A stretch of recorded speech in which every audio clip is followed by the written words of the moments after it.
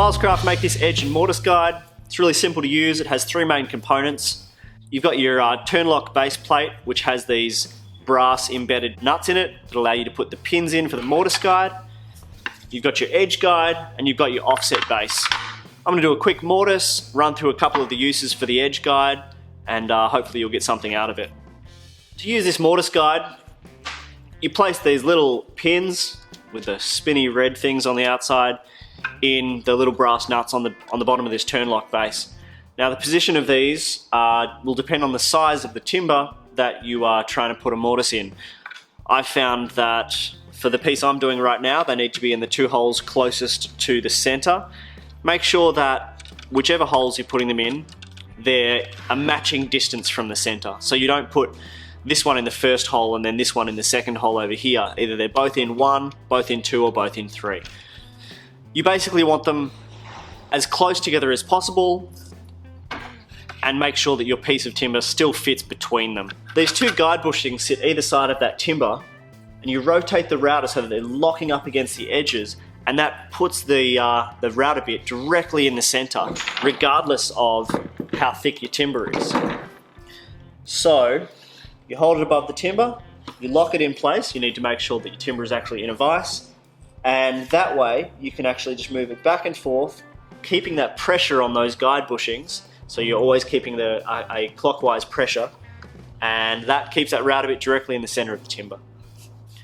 First of all, you need to install this onto your motor body. Now it'll fit a variety of routers. I'm doing it on my Triton. Just make sure it's all lined up. There's full instructions in the booklet. It has this little centering pin, which is really useful. It just allows you to make sure that the actual TurnLock base is centered directly over the spindle of your router when you're actually installing it.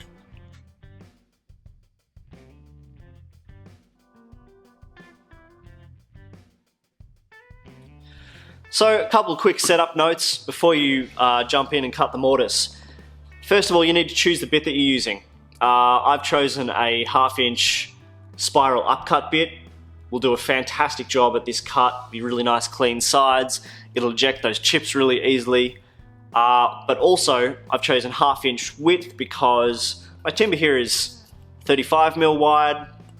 Your mortise, look, there's all kinds of rules about this. Go do a bit of research if you're interested. But it's about 1/3 of the thickness of the timber, and that's going to give me a nice strong mortise and tenon without risking making these cheeks too thin and making them fragile. Then you've just got to set out your mortise. The only things you need to mark out are the lines on the top and the bottom of where that mortise will be, and it's good to make them really sharp. I like to put really nice deep cuts with a very sharp blade or a marking knife. Mark them with a ruler. You want to be able to see them. You'll actually be using those as guidelines when you're doing the routing. Then you're going to put this piece into the vise, and you'll be routing in the vise like that. Now, the last little piece of setup that's really useful is you want to make sure that you've set the depth on your router. We're going to be using this as a plunge router, and I like to use these three stepping setting guides, which most routers have some version of that. What this allows me to do is do this cut in 3 passes. Those passes will always be the same depth, and it means that I'm going down evenly through the timber, not working the router too hard, and not plunging deeper than I need to. Firstly, I'm going to put the router bit into the router and lock that off. Once the bit is in the router, we're going to set the depth. I'm going to set these stepping guides so that the deepest point that the router can get to is 30mm, and then the second one will be about 20, and the first step will be about 10, and I'll just set that depth now. So the first thing to keep in mind when you're doing these cuts is I like to approach those lines really carefully from the top, rather than plunging all the way in and then trying to bring the router up to that line carefully. You run the risk of the router grabbing the timber and dragging through the wood too quickly. So creep up on that line with the router only just touching the surface so you can see the line, get to that position, then plunge down. Do that on both ends, and that'll give you those really sharp edges exactly where you need them on those guidelines.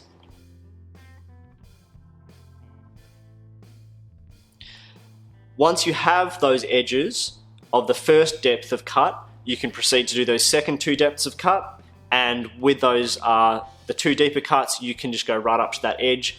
That first cut should protect that line for you. Once that's all cleared out, what you'll be left with is actually a rounded mortise that obviously follows the rounded profile of your 1/2" router bit. Now you have 2 options here. You can either shape your tenon so that it fits into that rounded profile, and that works fine, or you can use a chisel to square up the edges of the mortise to match a square tenon, which is the more traditional way to do it, and that's what I've been doing here. So I squared all of my mortices out, so I can leave my tenons square as well. Obviously then just match up each of your mortices to a tenon, label them so that you make sure that you're cutting an individual mortise to each tenon, and then you should get a really nice fit. The sides are really straight and really clean, so you don't need to mess with them at all. If you are going to square up the ends, you just need to make sure that's nice and clean with your chisel, but you can line that up fairly easily, and you'll get a really nice strong joint. So that's one great application for this mortise guide. Works really well. You know, gets a lot of use around here.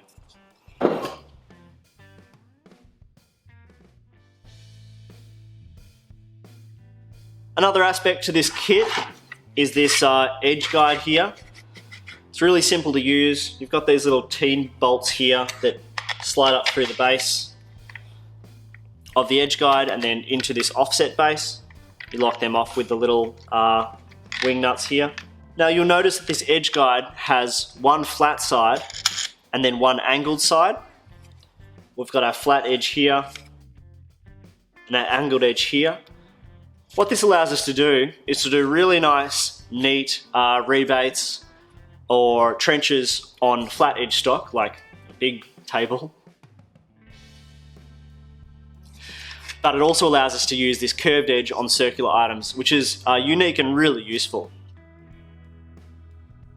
So once you've installed the edge guide onto this offset base, you can just tighten that up slightly. Then we're going to install the offset base onto the actual TurnLock that we've already installed on our router, which is just a matter of holding it in there, turning it until it clicks and locks on.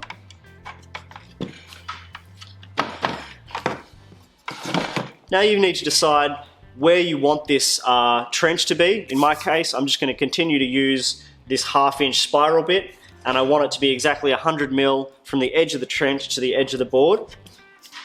So I'm just going to flip the router over, loosen off these wing nuts,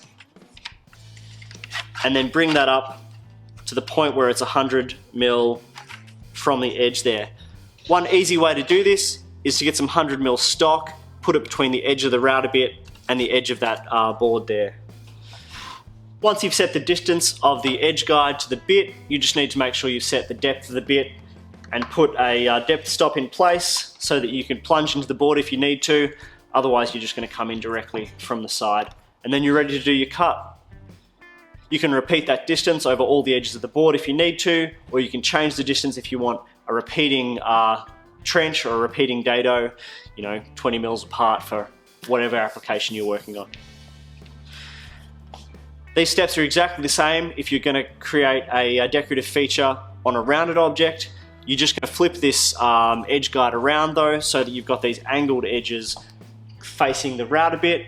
Set your distance again, choose the depth of your bit, and then you can run that whole device around the edge of a circle of any radius. And because these guides here are angled, they're not round, they'll conform to any circular shape.